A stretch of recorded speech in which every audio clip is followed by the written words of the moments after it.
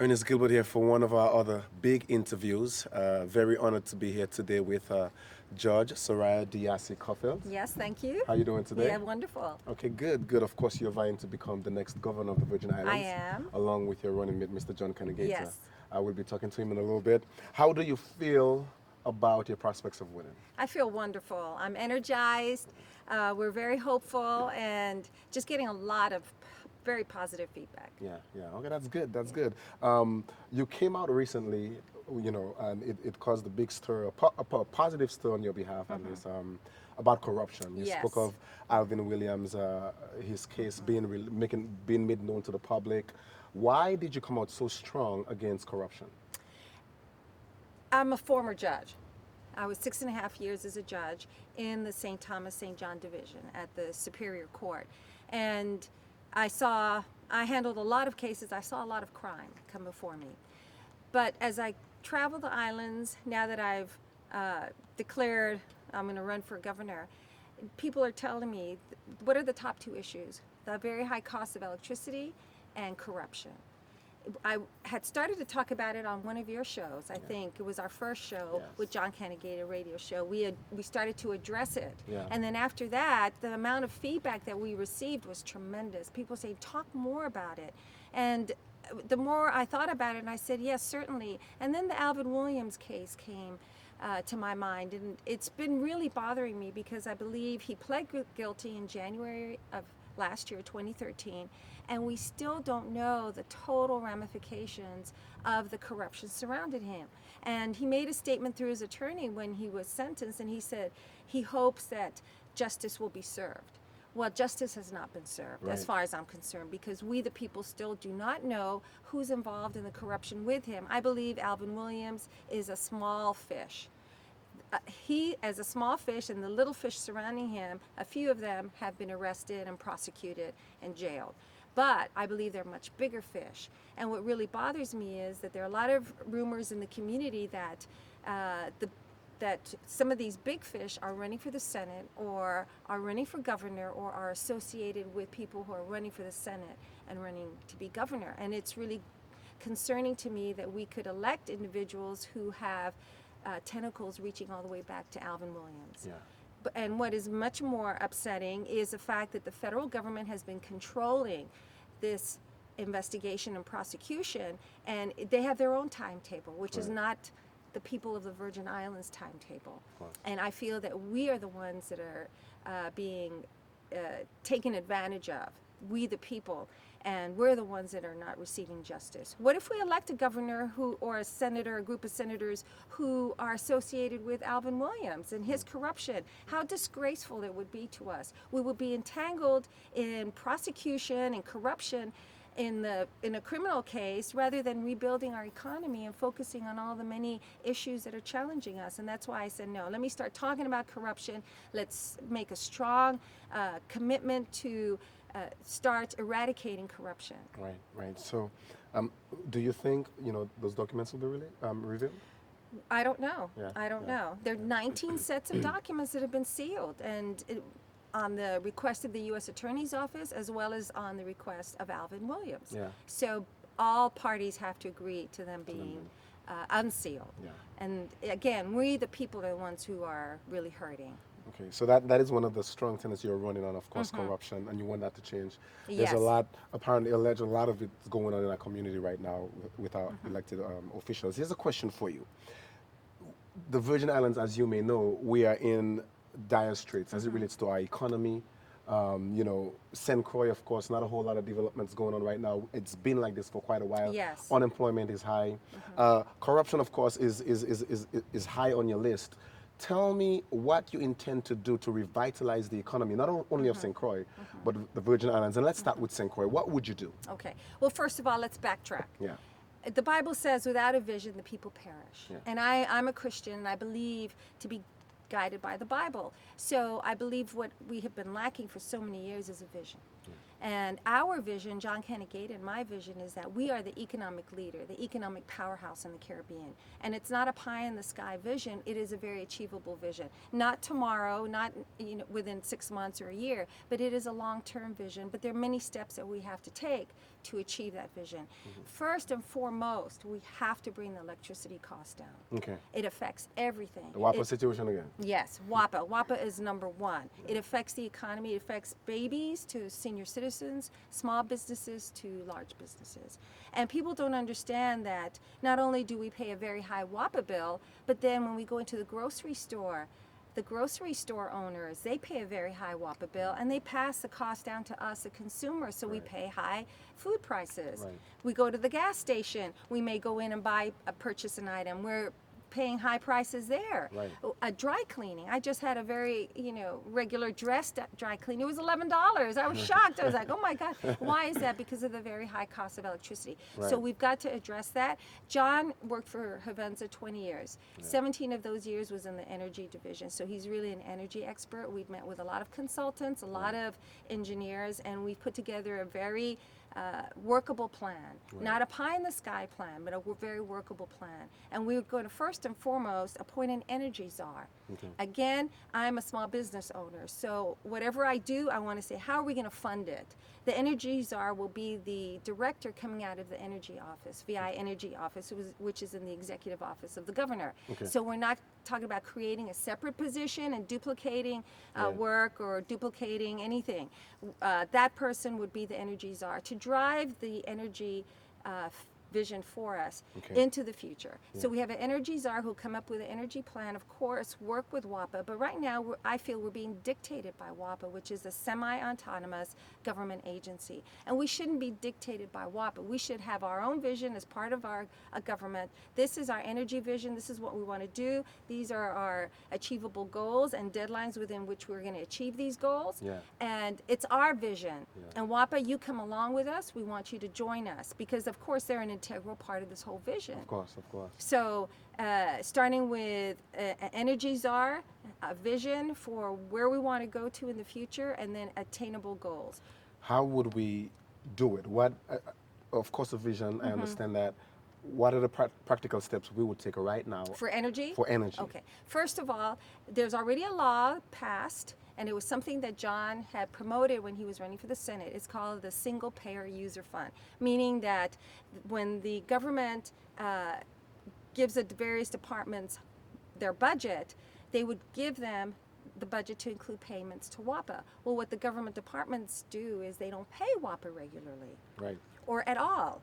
And so WAPA doesn't get that money. So what would happen is this fund is created whereby the money is distributed to the fund to pay each department and each agency's WAPA bill directly to WAPA. So it bypasses the departments and agencies, and WAPA is paid regularly. WAPA is currently owed $30 million by the Virgin Islands government. Different aspects, the hospital, the street lights, the 2 hospitals, the street light project, and some other departments. So let's put the $30 million to the side, but at least pay WAPA regularly. Right. And then WAPA will have money to maintain its generators, because if it doesn't maintain its generators, then they become inefficient, and that drives the cost of electricity higher. So that is a law. Yeah. We have lots of laws. I'm a lawyer. We have lots of laws that we pass and we do not implement. Right. So that would be definitely implement. Again, it won't take any money because we can either go through Office of Management and Budget, Department of Finance. I don't know how, but we'll do it that way with existing agencies to pay WAPA directly. They'll be paid regularly. They'll have the money to repair the generators. Second of all, we would be very aggressive in our renewable energy sources. We have solar here. We have the Toshiba project. St. Croix is a huge island. Why aren't we having many more solar projects? On St. Thomas, we have 1 solar project as well. Same thing with St. Thomas. Let's be more aggressive, have many more solar projects. We have wind that needs to get online, and of course, waste to energy. We have to close the 2 landfills, one on St. Croix and one on St. Thomas, per an EPA mandate by 2019. So why don't we look to the future? Why aren't we planning waste to energy? So those would be the primary renewable energy sources. But as I said, it would be very aggressive. It wouldn't be laying back anymore because too many people are suffering. I pay a high WAPA bill. You do too. John pays. Yeah. So we understand how important this is. So we have the renewable energy. And I'm a lawyer. I'm very upset about what's happening with the Vital situation. Yeah. Because there's a contract that WAPA has with Vital for the conversion to propane. Mm-hmm. So we were supposed to be fully converted to propane by September 2014. We're now standing, it's October 2014. So what does WAPA tell us? Oh, it'll be March or April next year. March or April, so that's 6 months period of time. I was at a recent Public Services Commission's hearing. According to the PSC consultants, that period of time will cost us, we would have to pay ratepayers $27 million more dollars. Wow. Okay, and that is unfair to us. Yeah. So what do I say? What is in these contracts? Are there deadlines within which Vital is supposed to perform? Because that's a typical business contract. You have deadlines within which a party is supposed to perform.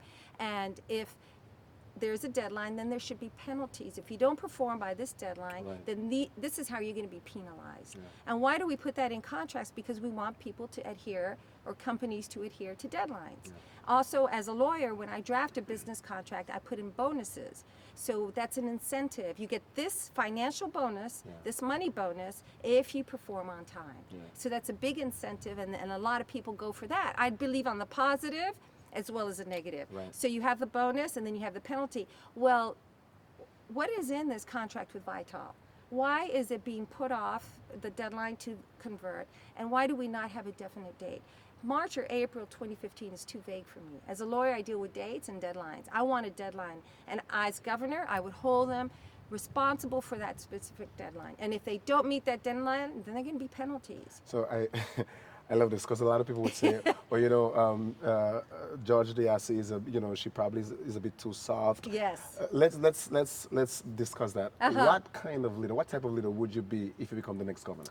I am very determined, very tenacious, very creative, because as a lawyer, I don't think of just one argument, I think of many. Yeah. Because your first argument may not fly, so I always have backup arguments. Right. And I always say, well, I put my best argument first, of course, but if the judge or the other side doesn't agree with that, then let's have fallback arguments. I'm always very prepared. I do a lot of research, and I'm compassionate, and I'm hands-on. Yeah. I like to go and I like to see, I like to talk to people. As I mentioned, I'm a small business owner. So I like to always be meeting with my staff, usually one-on-one. How are things going? What do you need to help you? And I'm here for you. I have an open door policy. My employees can come to me, call me at any time.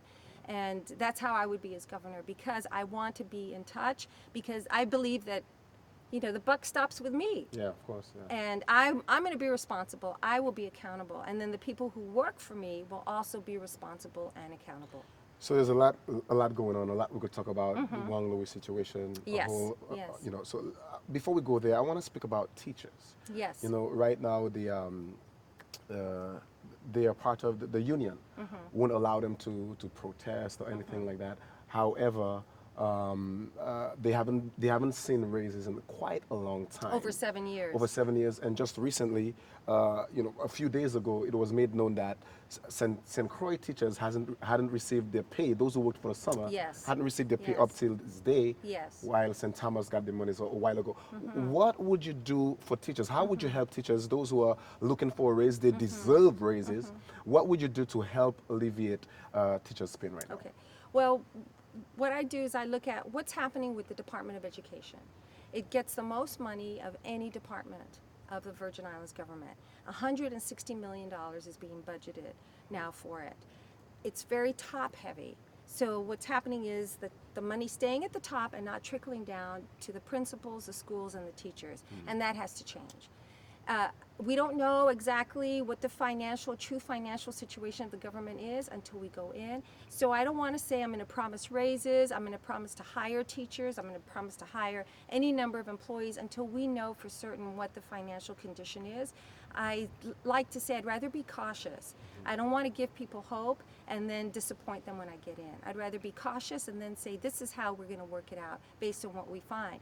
But teachers, John and I met with a group of educators counselors, teachers, administrators, we hear their cries.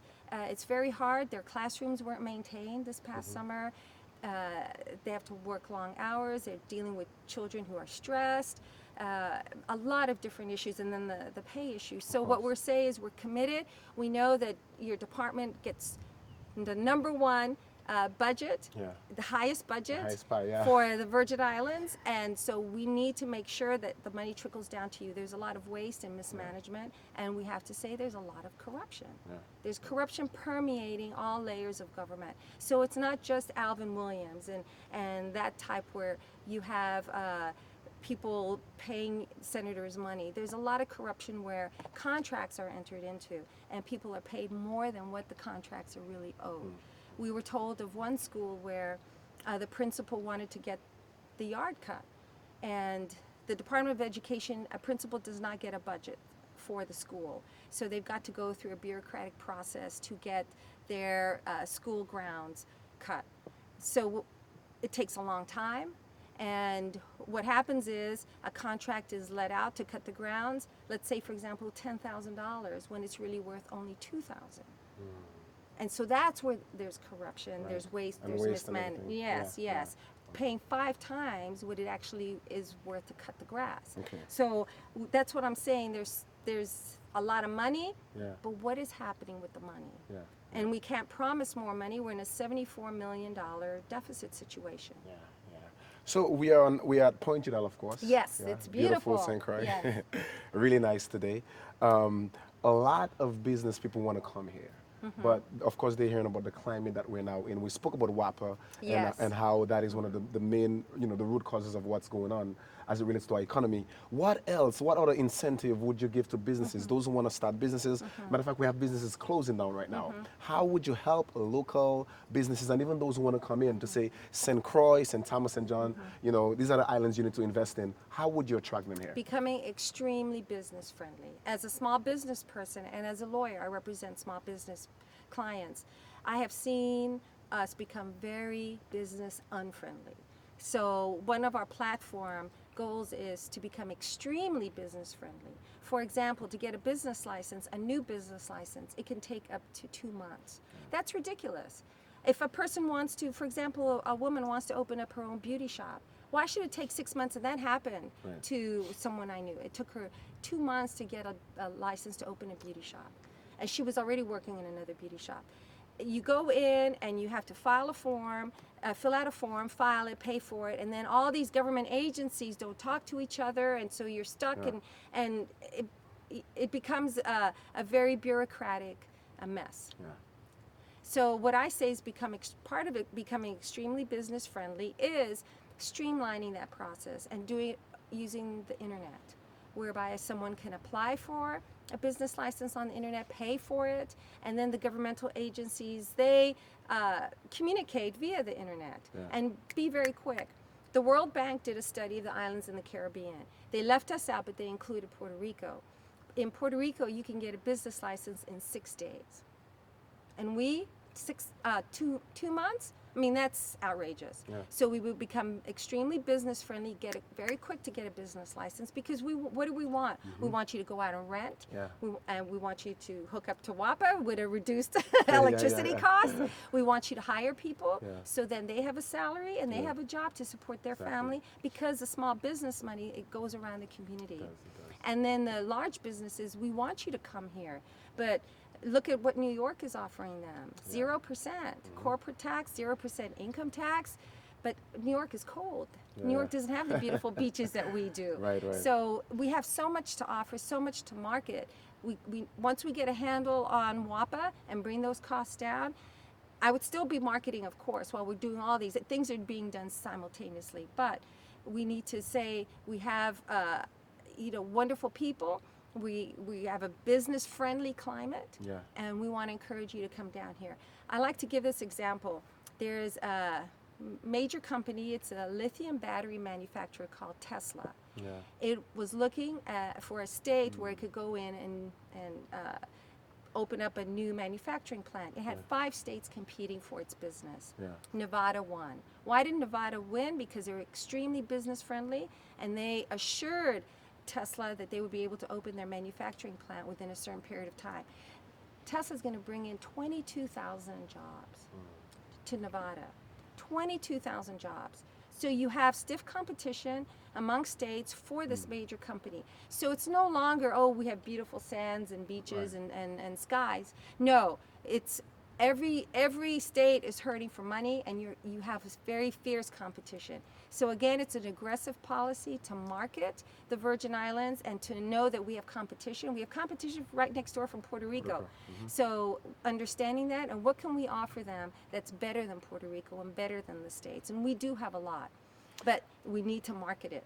You become the next governor. Your first day of office, you and your running mate, Mr. John Canegata, you guys sit down. What are the three first things that you would tackle immediately to jolt this economy? To jolt the economy, well, I mentioned WAPA. I mentioned becoming extremely business friendly. Part of becoming extremely business friendly is opening up the ability for banks to loan money, because a lot of people need at least some amount of money infused into their small business idea to start up. So we have the EDA that's able to loan, and we have the banks. The banks would be under John Canegata because as lieutenant governor he has banking and insurance. To sit down with the banks and see what needs to be done to have them loan more money to our small businesses. Because I'm stressing business a lot and development a lot, because that's where we are right now. Yes. You know, that's where we are right now. People want work. The refinery situation, you know, it's closed. You know, the governor said we would have a buyer, but we don't know what's going on. Right. So the economy is very important. Yes. That aside, you've already, you know, you got that train moving forward. What other things would you tackle? Because we got multiple things to juggle in the Virgin Islands. Many things. Yes. What else, apart from the economy, what else are you looking at, you know, to say, you know, I want to tackle this because it's going to help us in this way? What Education. else? Education. I want to be the education governor. Yeah. I want to make sure that our children can read and read to grade level. I want to start, as President Obama has been promoting, from pre-K, teaching our children to read, but not wait till third grade to test them as to their reading level. I want them to start learning to read at pre-K, and then we test them every year until third grade. Why is third grade so important? Because in third grade they test them. When they transition now to fourth grade, it's no longer learning to read, but reading to learn. So they've shown statistically that those students who do not read to grade level by third grade, they're the ones that are more than likely to drop out of school. So if you can believe by age 8 or 9, third grade, they already can predict, based on your ability to read, whether you're going to drop out of school later. So if we can get a grasp on that and really promote literacy, it would be the teachers understanding more that the importance of literacy. It would be the parents understanding the importance of literacy, and the community understanding that. We have libraries, public libraries that should be open. I met with a group of librarians, and they gave me their ideas. They're just, you know, chomping at the bit. They want a governor who's going to be promoting literacy and opening up these public libraries, because they're, you know, they're a treasure trove. I grew up in libraries myself. But I want to be the education governor promoting literacy, but also as a judge, I saw our young men dropping out of school from middle school. And one of the passions God has given me as a Christian is our young men. And most of the dropouts, 2 out of 3, are our young men. And I saw them dropping out from middle school, and they would come before me as a juvenile delinquent, and they would say, "Judge, I have no hope. Why should I stay in school?" If the Department of Education is gearing students towards college, a lot of our students will not go to college, whether they don't have a desire to or they don't have the money. So let's teach them a career and technical skill. You can't tell me a young man standing at the side of the road with his friends who's on the cell phone doesn't have some ability to do something. So if we start marketing these trade skills and let them know that these are all honorable professions, you can earn a lot of money. And let's look into the 21st century. We're talking about computer technology, medical technology. We go into a doctor's office or a dentist's office. Who's handling all those equipment? These are all people who are trained in these particular type of technology. Into the courtroom. Look at all the sophisticated equipment in a courtroom. Look at marine industry. We're islands. Why don't we have very advanced marine industry? So there's so much that can be done. And it's not just the regular plumbers, electrician, carpentry. Yes, we still need those, but let's think about developing a skilled workforce and building towards the 21st century. And then when an EDC company comes into the Virgin Islands and has to hire Virgin Islanders, we say we have a skilled workforce ready for you. And this is what a lot of states are starting to do, because these companies are smart. As I mentioned before, they're having states compete against each other. But what they're saying also is we don't want just the tax benefits, we want the government now provide us with a skilled labor force. So that's what we would say. We're willing to partner with a private company, come here, we will train our people for you. And it's a win-win. They get a trained, skilled workforce, and we get people employed. Good, very good. So you are as qualified as anybody else, former judge, a lawyer, been around for a bit. Small business owner. Small business owner too. Mother. Mother. I have 2 sons. Caregiver. The well-rounded woman, Yes, right? yes. And so you have people out there and they're like, you know what, she's looking good, she knows what she's about. But they're leaning to MAP, they're leaning to Donna, your competitors. They probably lean into Mona Barnes. Why should they consider you? Why should they take that chance with you? Of course, you know where we're at right now, and they're looking for change. Why would they choose you? Well, look at my diverse background. And what's better than having a lawyer and a former judge as heading the government? What does a governor do? Sit back and think about it. A governor is the lead negotiator. A governor reviews contracts, reads a lot, speaks to people, and that's all that I'm trained to do. And I would rather be the one leading than the one following. And every contract I would review, I would say, is it in the best interest of the people of the Virgin Islands? Every negotiations I would go into. As I say, I do my research, I prepare. And I would go in also with a team of lawyers to pick up something I may have missed. But it would always be negotiating what is in the best interest of the people of the Virgin Islands. And no other team has the skill set that John and I bring. No other team have the family background that John and I bring. I was married almost 30 years before my late husband passed away. As I mentioned, I was a caregiver. I was a caregiver to him. He suffered from Parkinson's disease as well as a stroke. And I took care of him. John has been married 14 years, has a daughter. I have 2 sons. We show commitment to family values. We show commitment to honor, integrity, and respect. And that's what we would bring to government. And we're proud Virgin Islanders, and we will hold our head up high. We will work hard. We'll go to Congress. We'll go to the Department of Interior. We'll go to whatever federal agency. And you can guarantee that we will be prepared and we will represent the people of the Virgin Islands at our utmost ability. And going up to Congress and going up to Interior, what it involves? Arguments and being persuasive and not yelling. So I may be soft-spoken. I'm a lawyer and a former judge. We don't go into a courtroom yelling and pounding on a desk. We would be held in contempt of court. But we prepared and we would have the arguments ready. We would have our evidence ready to make sure that they understand where we're coming from. You intend to bring your entire skill set to the government? Yes, everything. Everything. Okay, that's very good. What would you say is the not the tourism product, but the product of St. Croix, the export of St. Croix? What would you say that is? And whatever you say it is, how do we expose it more? So one would say St. Thomas, of course, is tourism, right? One of the most popular ports anywhere. What would you say is St. Croix's product, and how would you expose it more? Well, I don't believe it has a real product right now. It has a lot of potential with different products, but I see St. Croix as being really the agricultural home of the Virgin Islands, the farmland of the Virgin Islands. The land here is so beautiful, it's so rich. You have a lot of flatland. St. Thomas, we don't. So it's really developing that agricultural industry. A farmer here gave me a plan that Governor Juan Louis had from 1979 for developing the agricultural industry. 1979, it was never implemented. But what UVI Extension did was they took that and they updated it, and they're still working on updating it. So we would work with them, but we need to put a real definite agriculture industry together, help the farmers build the infrastructure that they need. They need water. A lot of farmers need land, and they need, what I understand is happening, they're getting leases for government land for 1 year. Well, who's going to invest in land for 1 year? They need long-term leases, so they need a lot of support from the government. Also, from the governor, they need support as far as markets. The governor will be able to open up markets. Governor Garcia Padilla in Puerto Rico, as soon as he became governor, what did he say? He said, the government is going to be buying from you first of all, from you farmers first of all. And so that would be my commitment. We as the government, we will buy from you school lunches, and whatever else the government buys will be from our farmers first. And then we have other markets. He just signed a contract with McDonald's.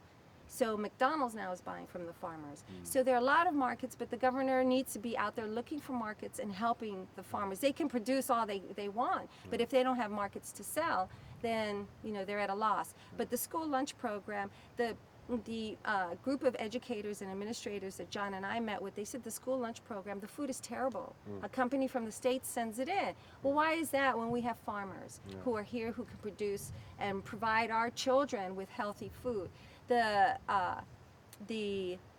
food stamp program, $2.5 million in food stamps are sent here every month. Every month.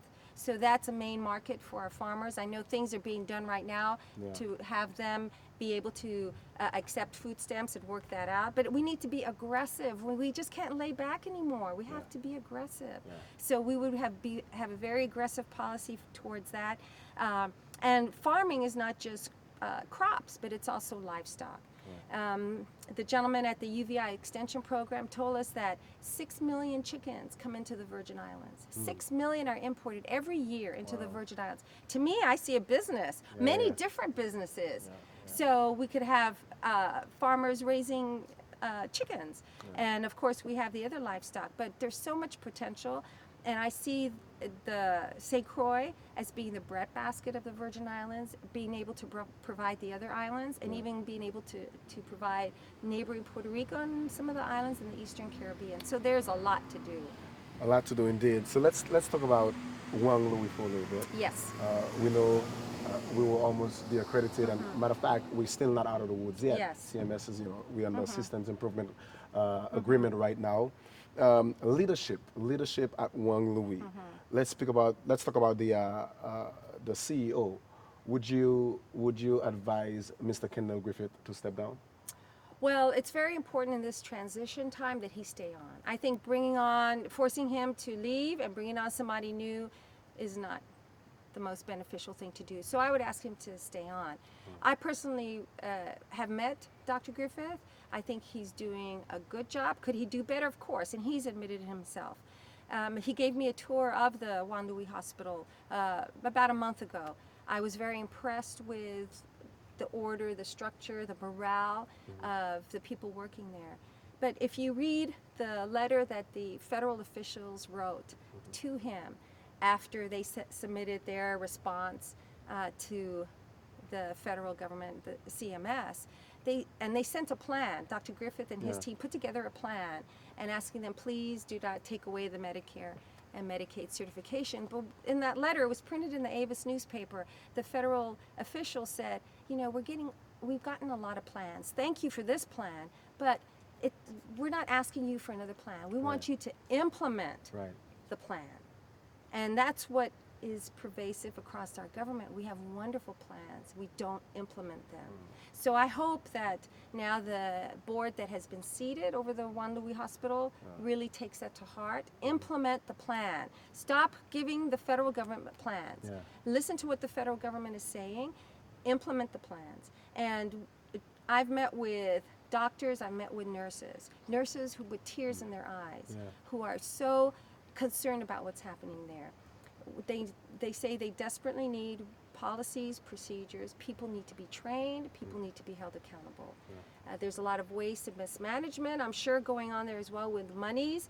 Dr. Griffith did tell me, and he said I could repeat it, that they had collected about $2.5 million from the month before in collections, and that month that I was meeting with him, it was up to $4 million. So they'd seen a great expansion in what they were collecting. So that's really good news. So we see something positive in the horizon, but it's implementing the plan, staying with the plan, making sure you have rules, policies, and procedures in place, and people trained. Train, train, train, train, train. Of course, also as it relates to hiring too. I'm sure you heard of the Nedra story. Yes, yes. Well, the CEO said it was an oversight, a huge oversight, wouldn't you say? Yes. Yeah. Yes, yes, yes, yes. All right. So, there are a lot of issues. and then someone, or Holding people accountable. holding people accountable Yes. is because elsewhere stuff Yes. like that don't fly. No. You know what I mean? And But so, it does happen elsewhere. Yeah, it happens. Okay, but It happens. people, there are repercussions. Yeah. There are yeah. repercussions. Okay, all right. So you are a woman of faith, of course. Yes, And yes. you don't hide that at all. You No. make it public. You're a Christian. Let's talk about the gay marriage issue and how you would deal with that. Of course, you have a community that is diverse. Not everyone is a Christian. Not everyone is a Muslim. Not everyone is a. But how would you deal with it if a bill comes to you right now, a bill to a gay marriage bill. It's on your desk right now. Would you sign it into law or would you veto it? No, I would not sign it into law. I would veto it. And the Supreme Court has refused to take that issue up just recently. So that means it's left to each individual state or jurisdiction to decide that issue. So explain that to me more. The Supreme Court, I know about this. U.S. Supreme U.S. Court. Supreme Court decided, you know what, you guys deal with that. Yes. What does that really mean? Well, we have federal courts who have federal judges that have ruled that, yes, it's against the U.S. Constitution. And we have state courts that have ruled opposite ways. Yeah. So we have competing Right. decisions. And typically the U.S. Supreme Court will take a case like that, an issue like that, so that they can give a ruling and then everybody follows that ruling. But our Supreme Court did not. And I thought that they would, but they've refused to take that on. So it's left up to us. Yeah. So as your next governor, I'm a Christian. I believe that marriage is ordained by God, one man, one woman. And I would veto any proposed law that would make same-sex marriage legal in the Virgin Islands. Let's talk about the whole marijuana issue. Of course, just recently, a few days ago, Governor DeYoung vetoed the decriminalization bill of Nelson. Yes, Saying that the bill was complicated. Let's talk about it for a little bit. Would you have done the same? I would have vetoed it for another reason. Okay. I'm against it, period. Yeah. I don't believe that marijuana should be legalized. As a judge, I saw our young men, as I mentioned, coming before me as juvenile delinquents, and either they had dropped out of school and were smoking marijuana, or they were smoking marijuana and on the verge of dropping out of school. So marijuana has played a very negative part, especially with our young men. And I believe that it's a gateway drug. It's just not just marijuana and you stop at marijuana, then it's a gateway drug. And I believe that its effects are very bad on the human body. So I'm against it. I'm against legalizing. I've spoken many times with Senator Nelson, and I said, I disagree with you, Senator Nelson. He says, oh no, we're just debating. We're just, talking about it.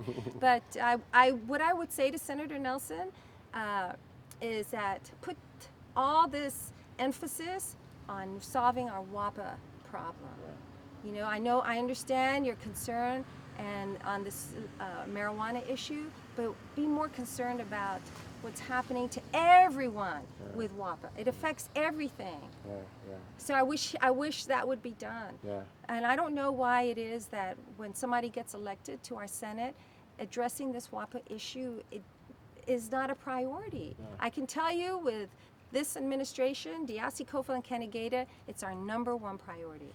Good. GRS, let's talk about it a little bit. Retirees are a bit concerned about it. It's going to become solvent very soon. What are your plans for GRS? How would you fix it, get it back on track? Because it's in a bad situation right now. What I say is GRS is like a train accident, and I'm Wonder Woman with my hand out trying to stop the train from hitting anything. And that's how it is, because it's a train wreck coming slowly down the track. And I should say quickly down the track, because we just have a few years to go.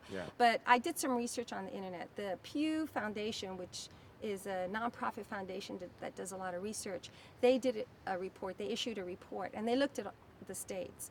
And we are at over $1.8 billion unfunded liability. That means we haven't paid. We owe this money. No state is in the billions. The states are in the millions. Detroit, when it went into bankruptcy, was $470 million when it went into bankruptcy. We are 1.8 billion, and that's why I say I'll be like Wonder Woman with my hand out stopping this train. So it's a very, very serious problem. And according to the Pew Research, for you to have a genuine, stable pension retirement system, it should be 80% funded. So again, we're $1.8 billion unfunded. So that's why it's so scary. So what do? Well, we have to find a funding source for the current contributions that the government pays, because the government has to pay its share. And that's what's so hard to find, because the rum cover over taxes, I understand those are tied up already. So it goes back to the economy, doesn't it? Yes, and we have to look at what can we say we can dedicate this to cover the government's payment of the contributions. The employees pay their share, then the government pays its share. How about, because it's so close to becoming insolvent, yet still we're investing all over the place. And some of the investments are not good. They're not paying dividends. Exactly. But again, an institution like GRS, they oftentimes give loans, but those investments they gotta be carefully structured. Exactly. Again, the Carambola investment didn't turn out too good. They're looking to sell that. How would you help fix that? Because you got to invest to get money back to help with all of that. But what would you do in terms of investment as it relates to GRS? Well, I believe very strongly, and I was the first candidate to come out and say this, is GRS should not be a bank to everybody. It could be a bank to the employees because they put in their money, but it should not be a bank to every Tom, Dick, and Harry company that wants to borrow money and can't find money from a bank or some other financial institution in the States. So, for example, like Tibar, they come to GRS and they want to borrow all this money. I was against that. So I'm glad that GRS decided not to loan the money to them. But it's very important that GRS stop being a bank, but we can actually change the law and say you're not allowed, you're not authorized to loan to anybody but the employees. But it's important, I think, to be able to invest in certain companies carefully. Invest. You think like you're going to get a return from that. I think that's important because that helps to bring. But that's different than loaning money. Right. Because loaning money, it's very risky. That's true. You want it paid back. That's true. And what is the collateral to pay it back? Yes, but investing, and I believe we should have a smaller board for GRS. Well, I don't understand why we need so many board members on all these boards. The territorial board for the hospitals, 15 members, and I believe the board for each hospital is 7 or 9 members. Why do we need so many? But back to GRS, I would rather have competent people who know about investing and who are going to concentrate on investing the people's retirement funds and understand the importance of investing the people's retirement funds. Concentrate on that. That's your main job. That's your main purpose for being on the board. And do the best you can. Of course, they hire professionals to help them. And they make their wise decisions on which companies to invest and which stocks and bonds to invest. But that should be their main focus. You've gone through a lot, and we're about to close. You've gone through a lot, of course, from the beginning to now. The government's been fighting you as it relates to your candidacy. That's finally over, isn't it? Yes, it's finally over. Why do you suppose they've been fighting you so hard? What's going on there? Because they know John and I are a breath of fresh air. Somebody described us as a breath of tropical air or tropical breeze. So we have a lot of passion, we have a lot of new ideas, we're fresh faces. They know we're determined, and I think they knew from the get-go people would listen to us.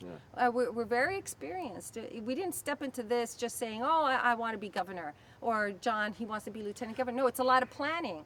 So I think they were afraid of us from the beginning, and that's why they caused us so much problems. But God is good, and where are we on the ballot? Number 1 on the ballot. Number one on the ballot. I'm going to give you a chance to make your final, plea to the people. Of course, again, they're looking at the other candidates who are better known, so to speak. The Christensens, the maps out there. But here you are with your running mate, and you believe you could do the job better than any one of them, right? Yes. That's true. Yes, of course. All right. So I'm going to give you a chance to speak directly to the people of the Virgin Islands. Okay. Thank you. Yeah, thank you. I'm Soraya Diase-Coffelt, your independent or no party candidate for governor, and I want to ask you very humbly for your support on November 4th. We are #1 on the ballot. John and I fought very hard to remain on the ballot. We're the only gubernatorial team that had to spend 5 months in the court system just to remain on the ballot. But we fought hard. We won the case. Again, we're #1, and that shows that we are fighters. Our slogan is, we will fight for you for a better Virgin Islands. And we believe in honesty, we believe in integrity. We will fight for the ideas that we've brought to you. And we ask you for your support, and we thank you for it. We are honest. We will work very hard for the people. And we understand that there are a number of challenges that are facing all of us. But we're committed. We've been in the trenches. We suffer. We pay very high electricity costs. We raise families here. We understand how hard it is, but we know that there's a lot of hope, and we're very positive about the future. And we just, again, humbly ask for your support on November 4th. Diase-Coffelt and John Canegata, #1 on your ballot. Thank you.